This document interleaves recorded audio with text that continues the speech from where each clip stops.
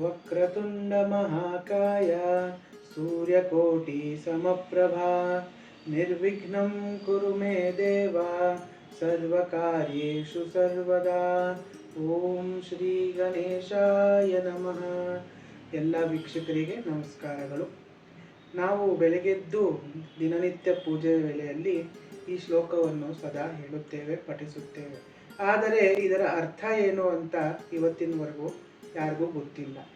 ವಕ್ರತುಂಡ ಮಹಾಕಾಯ ಸೂರ್ಯಕೋಟಿ ಸಮಪ್ರಭ ನಿರ್ವಿಘ್ನಂ ಕುರುಮೇ ದೇವ ಸರ್ವಕಾರ್ಯೇಷು ಸರ್ವದಾ. ಇದನ್ನ ಬಾಯಿ ಮಾತಲ್ಲಿ ಎಲ್ಲರೂ ದಿನ ಹೇಳ್ಬಿಡ್ತೀವಿ, ಆದರೆ ಅರ್ಥ ಯಾರಿಗೂ ಏನೂ ಗೊತ್ತಿಲ್ಲ. ವಕ್ರತುಂಡ, ನಮ್ಮ ಗಣೇಶನ ಸೊಂಡಿಲು ನೀವು ನೋಡಿ, ಯಾವುದೇ ವಿಗ್ರಹದಲ್ಲಿ ನೋಡಿ, ಅದೆಲ್ಲ ಫೋಟೋಲ್ಲಿ ನೋಡಿ, ನೇರವಾಗಿಲ್ಲ, ಬಲಭಾಗಕ್ಕೆ ಇಲ್ಲ ಎಡಭಾಗಕ್ಕೆ ತಿರುಗಿರುತ್ತದೆ. ಅದೇ ವಕ್ರತುಂಡ.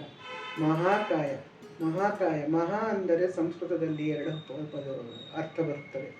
ಮಹಾ ಅಂದರೆ ದೊಡ್ಡದಾದ ಆಕಾರ, ಕಾಯ ಅಂದರೆ ದೇಹ. ಮಹಾಕಾಯ ಅಂದರೆ ದೊಡ್ಡದಾದ ಶರೀರ ಉಳ್ಳವನು ಮಹಾಕಾಯ.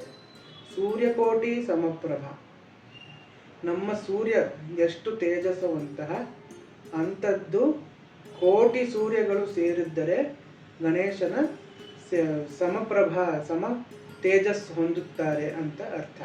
ಸೊ ವಕ್ರತುಂಡ ಮಹಾಕಾಯ ಸೂರ್ಯಕೋಟಿ ಸಮಪ್ರಭ ನಿರ್ವಿಘ್ನಂ ಕುರುಮೇ ದೇವ ಸರ್ವಕಾರ್ಯೇಷು ಸರ್ವದಾ.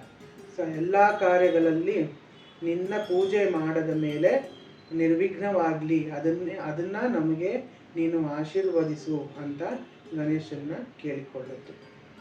ಇದೇ ವಕ್ರತುಂಡ ಮಹಾಕಾಯ ಶ್ಲೋಕದ ಅರ್ಥ.